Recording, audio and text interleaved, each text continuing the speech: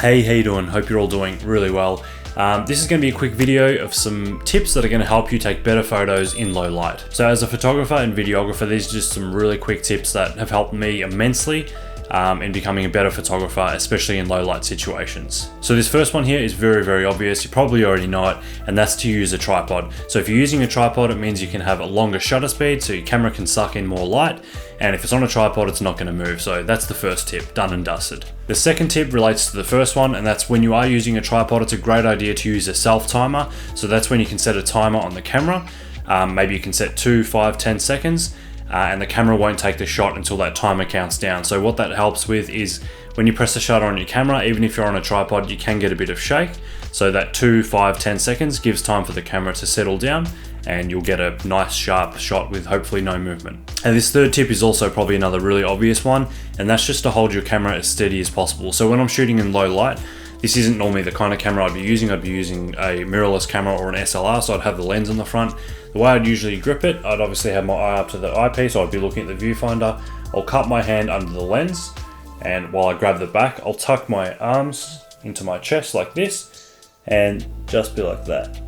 And it helps you to get a much steadier shot because you're all locked in, and there's not too much movement. So you can get away with a little bit slower shutter speeds when you lock your body in like that. So that's really helpful too. So this next tip is a really, really good one. It's not something you should 100% rely on, but it's helped me massively. And that is to make sure your shutter speed is the same speed as your focal length is, if that makes sense. So if I'm shooting something at 50 millimeters, I'd try and aim for 1/50th of a second as the slowest possible shutter speed, and that results in less motion blur. So any slower than that, I'm going to start getting a lot more motion blur. Any faster than that, obviously I'm going to freeze the motion a bit better. So it doesn't always work out perfectly because it does depend how fast the subjects and how much jitter you have yourself, but it's definitely a helpful trick to getting sharper photos in low light. Tip number 5 is to shoot in RAW. So this might sound really obvious to most photographers, but shooting in RAW preserves a lot more detail. So if you are shooting in low light situations, you can bring back a lot more of the detail in post. So you can bring up your shadows, bring up the exposure a little bit, and that can help you if you shoot in RAW. If you do shoot in JPEG, it is a bit harder to push and pull those files, so you can get a lot more out of a RAW file if you are shooting RAW. So tip number 6 is a fairly obvious one, and that's to use lighting around. So you might want to use the lighting off a building or a lighting off a lamppost or something like that. And another one is to obviously just bring your own lighting, which can be a little bit hard sometimes, but if you're just doing some street photography, kind of like run and gun stuff, it is awesome to use signs, neon signs, all that kind of thing to bring some lighting into your scene so you can get a bit more of a faster shutter speed and freeze the action a little bit more without getting that motion blur that you get from low light photos a lot of the time. So tip number 7 would be to shoot using strobes or flashes. This isn't always possible, but the one thing I will recommend that you probably should never do, if you're trying to shoot professionally or you're trying to get really nice photos, don't ever use the camera on your flash, so something like this. You usually get very, very unflattering photos where everything's just really, really bright and flat. It doesn't look really good.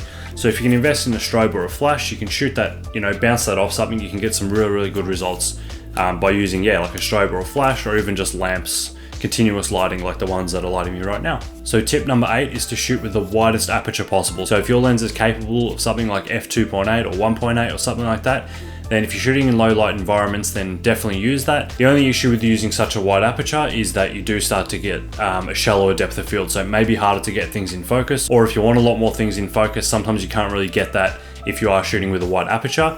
If you are shooting a pretty wide scene, then a wide aperture shouldn't really matter, or if things are further away from you, it won't really matter.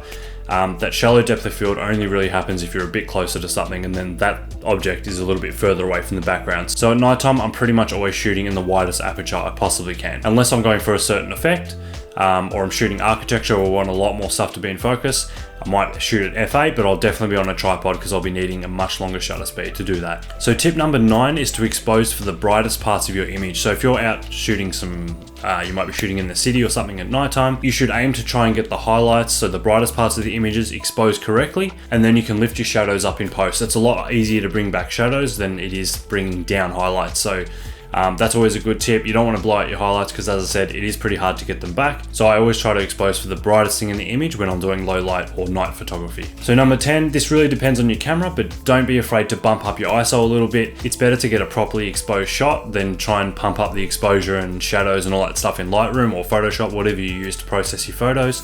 it is better if you get it exposed correctly in camera, then you'll have a lot less work to do when it comes to processing.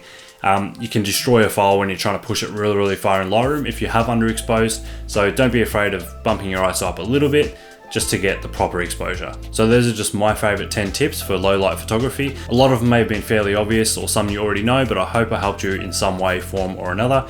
If you've got any questions, let me know in the comments below, and please give this video a like if it helped you, and please consider subscribing. But other than that, thanks very much for watching. I'll see you soon.